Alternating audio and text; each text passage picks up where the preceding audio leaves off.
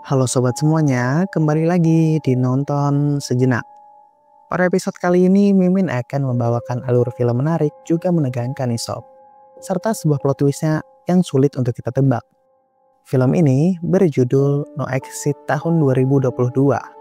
Disutradarai oleh Damien Power, bergenre psychological thriller. Mengisahkan seorang wanita yang kabur dari pusat rehabilitasi ketika mendapati kabar bahwa ibunya mengalami sakit keras. Namun di tengah perjalanan ia terjebak oleh badai salju, memaksanya untuk singgah di sebuah rest area bersama beberapa orang di sana, hingga menunggu badai itu reda. Namun ia tak sengaja menemukan seorang anak kecil yang disekap di dalam sebuah van. Ia pun harus mencari tahu siapa penculik di antara orang-orang yang bersamanya. Gimana? Penasaran dengan alur ceritanya? Kalau gitu tanpa berlama-lama lagi, jangan lupa like, subscribe, dan hidupkan lonceng notifikasinya agar kalian tidak ketinggalan video alur cerita film kesayangan kalian. Langsung aja, yuk nonton sejenak.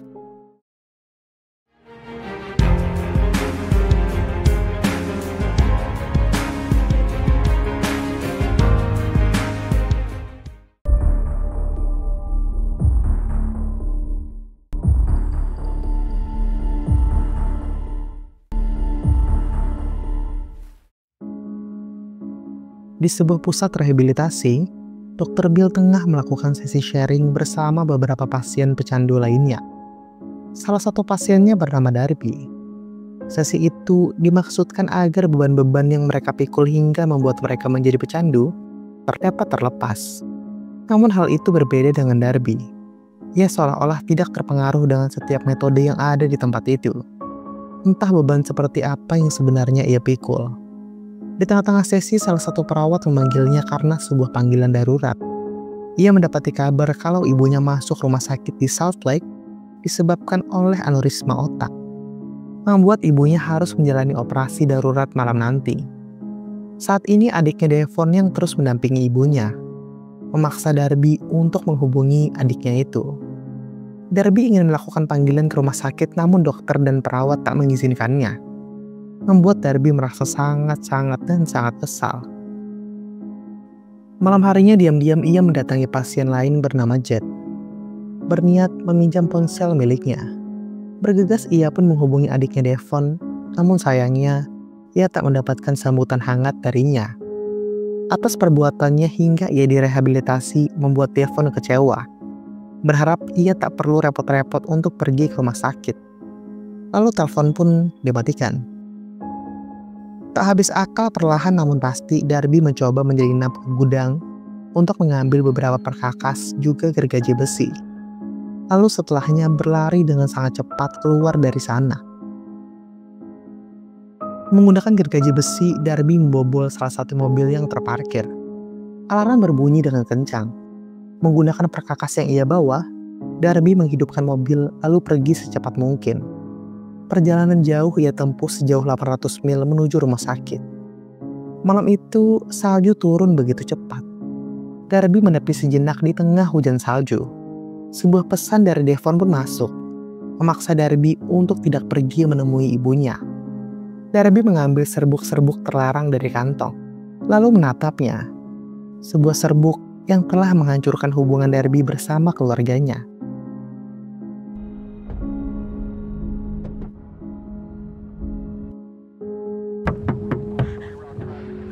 Darby terbangun oleh polisi yang mengetuk kaca mobilnya, memberitahukan kalau badai salju tengah berlangsung.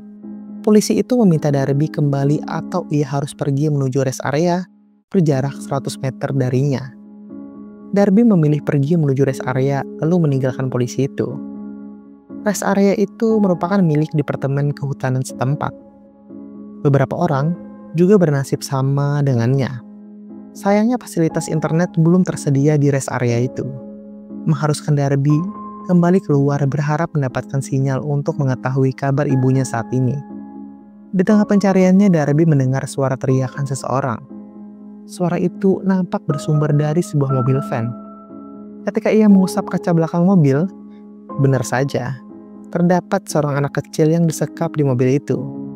Merasa tak dapat membuka pintu mobil yang terkunci, Yang dapat Darby lakukan saat ini hanyalah mengambil gambar plat pada mobil.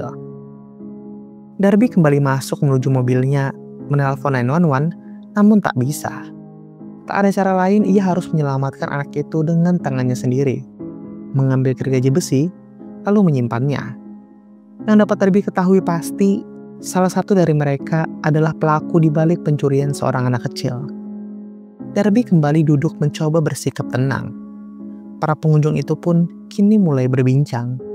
Mereka bernama Sandy, Ed, Lars, dan juga Ash. Dirasa badai itu akan berlangsung panjang, mereka memutuskan untuk menghabiskan waktu dengan bermain kartu sembari menunggu badai berakhir. Mereka mulai berbincang singkat. Ed ternyata merupakan mantan marinir, sedangkan Sandy, ia merupakan mantan perawat. Sama halnya dengan Ed, ternyata ayah Darby dulunya merupakan seorang marinir. Namun ayahnya telah lama tewas. Di tengah permainan, Darby mulai menanyakan tujuan perjalanan kepada masing-masing orang. Ash ke San Francisco, Ed dan Sandy menuju Reno, dan Lars, ia akan pulang menuju Nevada. Tujuannya persis dengan plat yang ada pada mobil van itu. Terlebih perilakunya yang sangat aneh dan emosi yang tak stabil ketika ia kalah dalam permainan. Darby pergi meninggalkan meja menuju ruang terisolasi. Ia yang telah mengetahui kalau Lars lah pelakunya, bergegas mengirimkan pesan pada 911. Berharap pesannya akan terkirim sewaktu-waktu ia mendapatkan sinyal. Darby mulai membuka paksa triplek yang menutupi tembok dan keluar dari tempat itu. Yang perlu ia lakukan ialah mengendap-endap menuju van tanpa diketahui oleh siapapun. Menggunakan gergaji besi, Darby berhasil membuka pintu mobil. Di lain sisi, ia juga mendapati fakta kalau anak itu merupakan seorang pasien sebelum ia diculik. Terlihat dari gelang yang terpasang pada pergelangannya. Anak itu bernama Jay. Di waktu yang bersamaan, Lars tiba-tiba datang, memaksa Darby untuk bersembunyi. Ia tak sengaja melihat senjata api yang dibawa oleh Lars. Baru saja akan pergi, Lars lupa membawakan cemilan untuk Jay. Ia turun dari mobil dan kembali masuk mengambil beberapa cemilan. Saat ini Darby tak dapat berbuat apa-apa. Yang bisa ia lakukan yaitu pergi keluar untuk mencari bantuan dan meninggalkan sebuah cutter untuknya. Ketika Lars kembali, ia tak sengaja menemukan jejak kaki yang berasal dari mobil mereka. Ketika mengecek ke dalam, Jay masih ada di sana. Ash pergi ke belakang berniat mengecek kondisi Darby. Darby pun menarik Ash masuk berniat ingin meminta bantuan. Di waktu yang bersamaan Lars datang. Darby berpura-pura bercumbu dengan Ash dan tak lama Lars pun pergi. Setelahnya Darby mulai menceritakan penemuannya itu pada Ash. Merasa Lars mengetahui kalau Darby telah mengetahui kejahatannya. Ash meminta Darby untuk kembali pergi ke mobil itu dan memancingnya sementara ia akan meminta bantuan pada Ed. Masalahnya yaitu sebuah pistol yang Lars miliki. Beruntungnya ada sebuah nail gun di tempat itu. Setidaknya dapat ia gunakan untuk berjaga-jaga. Tak lama Darby keluar, Lars menyusulnya dari belakang. Darby mulai masuk ke dalam mobil dan melepaskan lakban yang menutup mulut Jay. Namun ia dibuat terkejut oleh Jay ketika mengetahui kalau pria yang menculiknya ada 2 orang. Dan orang lain itu ternyata adalah Ash. Mereka mengetahui kalau Darby saat ini ada di dalam van itu. Lalu mereka pun bertukar senjata dan penyergapan pun dimulai. Namun ketika dibuka, ternyata Darby sudah tak ada di sana. Sebagai seorang mantan marinir, ia merasa aneh dengan pergerakan Lars, Ash, yang nampak mencurigakan. Ed menanyakan keberadaan Darby kepada Lars, namun ia beralasan tak tahu.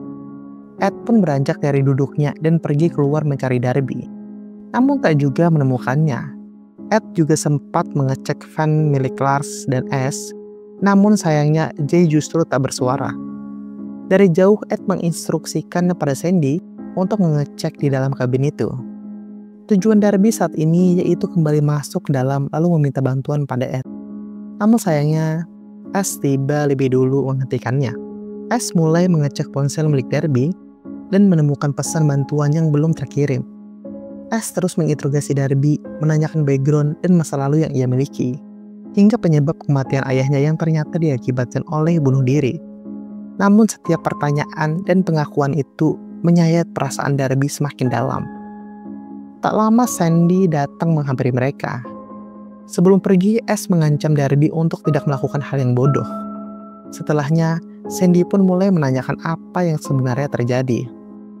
Darby beralasan kalau ia hanya bercerita. Teringat Sandy merupakan seorang perawat, Darby menanyakan apakah pengidap aneurisma otak akan meninggal. Pertanyaan itu didasari sebagai kemungkinan terburuk yang akan ia terima kalau ibunya mati sebelum kedatangannya. Mendengar itu, Sandy berusaha memberikan dukungan kepada Darby. Mereka kembali berkumpul di ruang tengah. Ed kembali menanyakan tentang ayahnya Darby. Namun tanpa sempat mengucapkan sepatah kata pun, Ash justru menceritakan tragedi yang menimpa ayahnya Darby kepada semua orang, bertingkah seolah-olah peduli. Namun semua itu membuat Darby sangat-sangat muak. Dari luar, mereka mendapati Jay yang telah terlepas dan berusaha melarikan diri. Bergegas, Lars pun keluar lebih dulu. Setelahnya Darby mulai beranjak dan meninggalkan meja, lalu disusul oleh Ash. Darby menyerang Ash menggunakan palu yang ia genggam. Namun ternyata usahanya tak berhasil. Kunci van itu tak sengaja terjatuh dari kantong Ash. Tak lama Lars datang menghampiri mereka. Mereka berniat menggunakan Darby sebagai umpan untuk memanggil Jay. Namun kini mereka dalam masalah besar. Ternyata kedua pria itu menculik Jay atas perintah ayah asuhnya bernama Kenny. Di tengah-tengah pencarian, Darby nekat terjun ke jurang untuk menghindari dua pria berotak dangkal itu, lalu bersembunyi di balik pohon.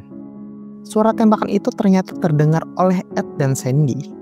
Secara perlahan ia keluar mengecek situasi di sana. Namun dari kejauhan ia tak sengaja melihat seseorang yang terbaring di jalan. Ternyata itu adalah Jay. Ed dan Sandy membawa Jay masuk ke dalam kabin. Mereka mendapati kondisi Jay yang sangat pucat karena mengalami hipotermia. Juga dipacu oleh rasa sakit yang ia derita saat ini. Tak lama kemudian Darby datang dengan kondisinya yang kacau. Ia mulai menjelaskan kalau Ash dan Lars merupakan pelaku dari penculikan anak itu.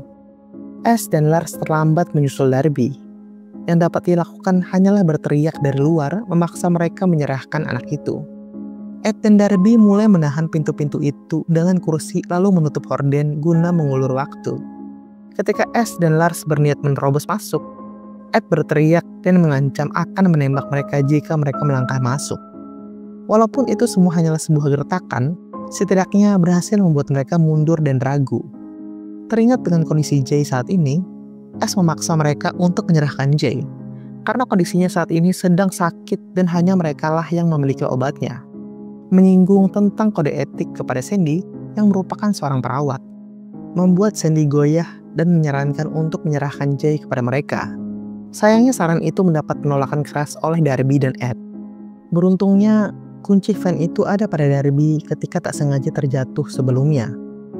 Namun lagi-lagi Sandy bersikeras untuk menyerah. Kini mereka memiliki senjata sebagai negosiasi. Ed kembali memanggil Ash, menawarkan mereka untuk menyerahkan obat itu, lalu ia akan memberikan kunci mobil untuk mereka pergi. Menyadari kunci mobilnya tak ada di kantongnya, Ash hanya dapat menghela nafas. Ia pun terpaksa mundur menuju mobil. Namun setelah kembali, ia datang membawa satu jerigen bensin berniat membakar tempat itu. Namun Ed menyadari kalau itu semua hanyalah gertakan belaka. Mengingat Jay masih ada di dalam, juga kunci mobil mereka. Ed memerintahkan Darby untuk menyembunyikan kunci mobil itu. Dengan cepat Darby pun bergegas pergi. Namun lagi dan lagi Sandy meminta kepada Ed untuk memberikan apa yang mereka inginkan. Akan tetapi Ed menolak. Tak lama Darby kembali. Hitungan mundur pun dimulai. Sandy mengambil pepper spray untuk berjaga-jaga. Mereka tak menyadari kalau Jay telah terbangun. Seolah mengenali seseorang, ia pun memanggil. Kita dapat melihat kalau ternyata Sandy merupakan pengasuh Jay. Ia kerap dipanggil Miss Lowry. Beberapa saat kemudian 2 orang pria datang menculik Jay. Namun Sandy mengetahui itu. Ia mengaku kepada polisi tidak mengetahui apapun. Ia ternyata telah bekerja sama dengan 2 penculik itu berniat mengancam keluarga Jay untuk meminta tebusan lalu mengembalikannya. Ed dan Darby terkejut mengetahui Jay ternyata mengenali Sandy. Sedangkan Sandy tak mengatakan sepatah kata pun saat melihat Jay. Mengetahui kedoknya telah terbongkar, Sandy menyemprotkan pepper spray kepada Darby dan membocorkan kalau mereka tak memiliki senjata. Mengetahui itu, mereka pun dengan percaya diri masuk ke dalam kabin dibantu oleh Sandy. S memberikan obat itu pada Sandy yang memerintahkannya untuk segera menyuntikkan obat itu kepada Jay. Sayang seribu sayang, ternyata semua itu tak sesuai dengan harapan Sandy. Ia mengira kalau mereka hanya menyandera Jay lalu meminta uang tebusan. Namun yang sebenarnya terjadi yaitu mereka bersama Kenny akan menjual Jay. Sementara kekecewaan terpancar di wajah Ed. Sandy juga memberitahukan kalau kunci mobil disembunyikan oleh Darby. Lalu setelahnya, Ed dan Sandy pun harus tewas malam itu. Setelahnya, S menyeret tubuh Darby ke tembok, lalu menempelkan tangannya pada dinding menggunakan nail gun. S dan Lars pun pergi ke kamar mandi. Mereka tak percaya kalau malam itu mereka harus membunuh seseorang dengan tangan mereka sendiri. Karena malam itu adalah yang pertama kalinya. Sementara Darby berusaha meminta bantuan kepada Jay untuk mengambilkan sebuah palu di dekatnya. Namun baru saja mendapatkan palu itu, S dan Lars kembali datang. Sebuah pesan muncul dari rumah sakit, memberitahukan kalau ibunya tak berhasil selamat. Fakta itu membuat perasaan Darby remuk berkeping-keping. Di waktu yang bersamaan, pesan dari 911 muncul, mengirimkan unit bantuan ke tempat itu. Pesan yang sebelumnya telah dihapus oleh S, ternyata berhasil terkirim. Panik bukan main, S pun memaksa Darby untuk memberitahukan lokasi kunci mobil yang ia sembunyikan. Darby tak punya pilihan selain memberitahukannya. S memberikan pistol itu pada Lars, memintanya untuk berjaga sementara ia akan mencari kunci. Darby harus berpikir sekeras mungkin sebelum S berhasil menemukan kunci itu lebih dulu. Sebuah ide pun muncul. Darby melihat sebuah saklar dari sudut ruangan. Yakin kalau mereka tak akan menyakiti Jay, Darby meminta tolong kepadanya untuk mematikan seluruh lampu yang ada di ruangan itu. Jay berjalan dengan perlahan menghampiri saklar lampu. Walau-walau Lars terus menodongkan pistol padanya. Sementara Jay memancing perhatian Lars, Darby mengambil serbuk di kantong dan menghisapnya. Hal itu ia lakukan untuk menahan rasa sakit. Lampu mulai dimatikan. Darby dengan sekuat tenaga melepaskan paku yang tertancap. Ketika lampu dihidupkan, mendengar suara gaduh, S kembali masuk untuk melihat situasi. Namun ia terlambat. Lars kini menjadi tawanan Darby dengan pistol yang mengarah padanya. Situasi kembali berbalik. Tak butuh waktu lama, pukulan itu membuat S tak sengaja menembakkan paku tepat pada kepala Lars. Melihat ada kesempatan, Darby membawa Jay pergi. Namun S nampak tak begitu menghiraukan mereka. Ia hanya fokus pada kondisi Lars saat ini. Lars terjatuh oleh darah yang menggenang di lantai, membuat paku itu tertancap dalam menembus kepalanya. Amarahnya pun kini tak terbendung. Ia keluar menembakkan nail gun pada Darby yang sedikit lagi berhasil pergi dari situ. Sayangnya Darby pun berhasil dihentikan oleh kecelakaan. S kembali untuk melihat jasad Lars untuk terakhir kalinya. Dari kecil, mereka terus bersama melewati pahitnya kehidupan. Kehilangan Lars berarti kehilangan segalanya. S pun mulai menghidupkan api dan membakar tempat itu. Tak berselang lama, polisi pun datang ke tempat itu, lalu mengarahkan pistol pada S.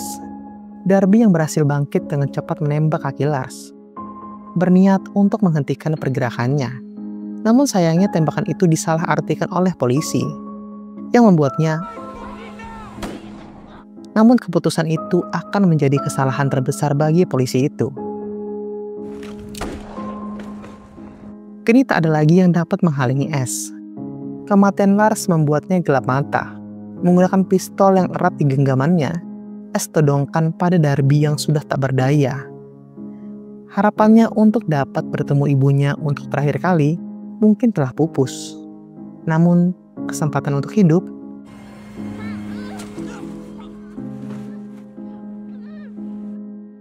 kehidupan masih berpihak padanya. Darby terus merangkak mengambil radio dari polisi yang telah tewas, lalu meminta bantuan untuknya dan juga Jay. 1 minggu kemudian, saat kondisinya telah pulih, ia kembali ke pusat rehabilitasi itu lagi. Namun perubahan pada diri Darby terasa sangat signifikan. Ia telah mengikhlaskan kepergian ibunya dan telah berdamai dengan dirinya sendiri. Salah satu perawat mengantarkan Darby menemui tamu yang ingin berjumpa dengannya. Dan tamu itu ternyata adalah saudarinya Devon. Dan film pun selesai. Gimana nih sob, untuk alur film kali ini? Film ini membangun ketegangan melalui situasi terisolasi, ketidakpercayaan antara karakter, dan bahaya yang terus meningkat. Film ditutup dengan Darby yang kembali ke pusat rehabilitasi, menunjukkan bahwa pengalaman traumatis tersebut justru menjadi titik balik baginya untuk memperbaiki hidup. Ending ini menyeratkan bahwa meskipun Darby adalah karakter dengan banyak kelemahan dan masa lalu yang kacau, ia memiliki keberanian dan rasa tanggung jawab yang kuat. Dan pengalamannya menjadi penyembuh diri. Mungkin segitu dulu aja untuk alur film kali ini. Terima kasih telah menonton dan meluangkan waktu kalian bersama kami. Sampai jumpa di next video, dan bagi kalian yang belum nonton, yuk nonton sejenak.